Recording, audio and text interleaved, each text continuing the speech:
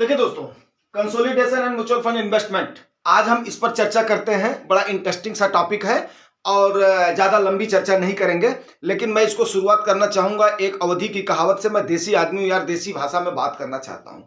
तो एक देसी कहावत है, भैंसी पड़वैया और आल्हा के सुनवैया, इनका कभी पेट नहीं भरता है। वही सेम हाल है कि आपका जब मार्केट गिरती है उस समय लोग सोचते हैं कि कितना गिर जाए, तब नहीं इन्वेस्ट कर पाते हैं। और जब अप राइज जाती है तब लोग सोचते हैं मार्केट कितनी अप हो जाए और प्रॉफिट नहीं ले पाते हैं। इसीलिए हमने आपको इस समय तकरीबन ये मान करके चलो, जैसे ही 71 क्रॉस किया है, कई बार हमने आपको समझाया था कि दोस्तों अब ये राइट टाइम है, जिसको अगर प्रॉफिट बुक करना है वो अपनी प्रॉफिट को बुक कर सकते हैं। तो ये बात आप लोग अच्छे से जानते हैं। अभी रही बात, एक फेज होता है कंसोलिडेशन का। देखो, ज्यादा गिरावट भी अच्छी नहीं होती है। इसमें मैं चर्चा किस किस विषय पर करना चाहता हूं। एक तो कंसोलिडेशन आपको बताता हूं, कंसोलिडेशन एक्चुअली होता क्या है। दूसरा, इसमें इसी से रिलेटेड टॉपिक है सपोर्ट, और इसी से रिलेटेड टॉपिक है रेजिस्टेंस, और इसी से रिलेटेड टॉपिक है टाइम एंड टाइमिंग। ये आप मेरे से 5 चीजें याद रखिएगा। कितनी चीजें? 5 चीजें। नंबर 1 कंसोलिडेशन, नंबर 2 आपका सपोर्ट, नंबर 3 आपका रेजिस्टेंस, नंबर 4 आपका टाइम, नंबर 5 आपका टाइमिंग।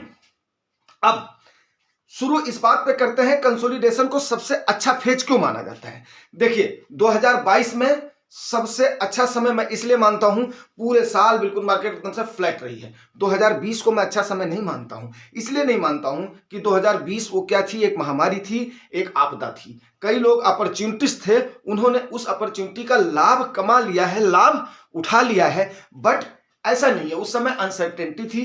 पूरी मानव प्रजाति किसमें थी?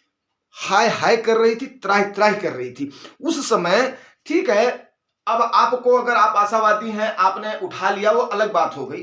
बट अक्टूबर 2021 के बाद में मार्च 2023 तक एक कंसोलिडेशन मोड था। उस समय भी अगर जिसने इस चीज से परे कि यार ठीक है, जितना डाउन हो जाएगा, 52,000 तक फिर भी गया था, 63,500 से 52,000 तक डाउन गया था। उस समय भी जिसने अगर सही तरीके से अपने पैसे को एलोकेट कर दिया स्टेप बाय स्टेप, उसका क्या हुआ? अच्छा खासा गेन उसने ले लिया है। तो ना नुकसान वाले को ज्यादा नुकसान हुआ है और प्रॉफिट वाले का अच्छा खासा प्रॉफिट हुआ है। तो मैं कंसोलिडेशन पीरियड को अच्छा खासा पीरियड मानता हूं। अब आप ये मान करके चलिए, कम से कम अगर आप आए हैं तो 5 से 10 साल का तो होराइजन लेकर के आप आए ही होंगे। और द बेस्ट टाइम है लॉन्ग टर्म फंड के लिए, लार्ज कैप फंड के लिए आपका 5 साल, मिड कैप के लिए 7 से 8 साल, एंड स्मॉल कैप के लिए 10 से 12 साल। क्योंकि भैया देखो यार, कितने दिन आप इंतजार करते रहो। लोग बोलते हैं 20 साल छोड़ दो, ये कैलकुलेशन कर दिया, 30 साल छोड़ दिया। अरे यार, 20 साल का बंदा है 30 साल में 50 साल का हो जाएगा, 40 साल का बंदा है 30 साल में 70 साल का हो जाएगा, 50 साल का बंदा है 30 साल में 80 साल का हो जाएगा। गलत सलाह मत दो, सही सलाह देनी है तो सही सलाह दो। अब आ जाते हैं किस पे? सपोर्ट। देखिए, आज के टाइम पर आपका सपोर्ट निफ्टी का किस पे बन रहा है? 21,000 पे अच्छा खासा सपोर्ट बन रहा है। अब यहां से रेजिस्टेंस बार बार वहां से क्या कर रही है? वापस आ रही है। तो आपका 21,000 पे बढ़िया फर्स्ट क्लास रेजिस्टेंस बनाओ। जितना टाइम ये यहां पर स्पेंड कर रही है 21,000 से ऊपर, वो आपका तगड़ा सपोर्ट है, ये आप मान करके चलिए। फॉल होगा अलग बात हो गई। रेजिस्टेंस आपका 71 से 72 के बीच में बार बार टकरा रही है। 21 से लेकर के 22 के बीच में, 21.5 के बीच में बार बार टकरा रही। तो आपका क्या हो रहा है? वहां पर ही आपका रेजिस्टेंस बन रहा है। ये आपका सपोर्ट, ये आपका रेजिस्टेंस। अब इसके बीच का जो कंसोलिडेशन का पीरियड है, ये अगर थोड़ा सा लंबा खींचता है, 1 महीने 2 महीने भी अगर खींच लेता है ना, उस समय आप तसल्ली से, बिना किसी की सुने हुए, किसी का इंतजार नहीं करना है, आपको अपना एलोकेशन पार्ट पार्ट में बढ़ा देना है। जो आपको फ्रीक्वेंसी 3 महीने की दी जाती है, 3-3 महीने पर लमसम आप करते रहो, वो आप हफ्ते, 10 दिन की फ्रीक्वेंसी, 15 दिन की वो फ्रीक्वेंसी बना करके आप करते रहें। क्यों? एसआईपी को क्यों बोला जाता है? यार देखो, टाइम एंड टाइमिंग मैंने बताया था, मार्केट को टाइम देना है, टाइमिंग नहीं करना है। एसआईपी का इसीलिए बताया जाता है कि आदमी इन्वेस्ट कर ही नहीं पाएगा, तो थोड़ी थोड़ी एसआईपी चले, क्योंकि वो इंतजार करता और गिरेगी और गिरेगी और गिरेगी, साली गिरती नहीं, अब चली जाती है। क्योंकि प्रेडिक्शन तो कोई कर नहीं सकता है, कितना भी बड़ा पंडित होगा वो प्रेडिक्शन नहीं कर सकता है। तो मेरे ख्याल से आप मेरे समझाने की बात को समझ गए होंगे कि टाइम देना है, टाइमिंग नहीं करना है। सिर्फ स्मार्ट इन्वेस्टिंग में क्या करना है, सपोर्ट और रेजिस्टेंस का ख्याल रखना है। अगर इस बीच में कंसोलिडेट कर रही है, देखिए ये आपका रेजिस्टेंस हो गया, ये आपका सपोर्ट हो गया, अगर इसके बीच में झूला झूल रही है ना, पींगे चल रही हैं, तो यहां पर हमें इन्वेस्ट करना क्या बुरा है यार। 2022 पूरे साल लोगों को दिया है, ठीक है ना। इंतजार करने वालों को तो इंतजार करना महंगा पड़ा है, लेकिन उस समय इवन ये मान करके चलो कि मार्च 15 से पहले 20 के आसपास में भी जिसने अगर पोजीशन बना ली थी ना, वो उसके बाद में 2023 में अच्छे खासे फायदे में रहा है। 2024 में उसका अच्छा खासा फायदा दिख रहा है। क्यों? क्योंकि तकरीबन मान करके चलिए कि स्मॉल कैप और मिड कैप ने आपको 50 से 60% तक रिटर्न दे दिया है इस एक साल के दौरान में।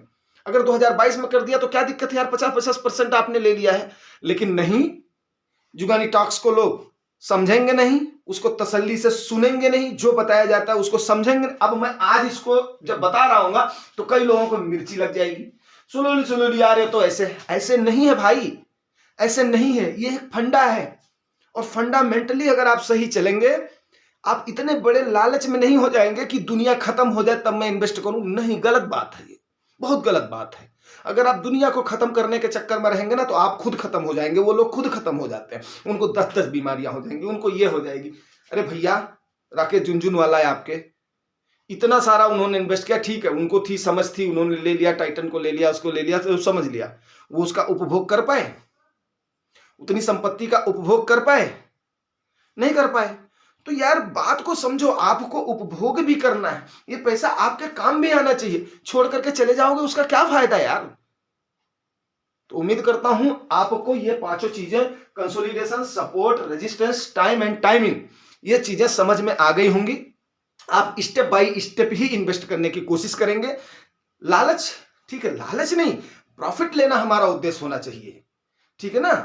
वो उस टाइप का बंदा आपको नहीं बनना है, आपको बंदा वो बनना है, नेक दिल का बंदा बनना है। तभी ईश्वर भी आपकी मदद करेगी, वो धन भी आपके काम आएगा जो आप कमाएंगे।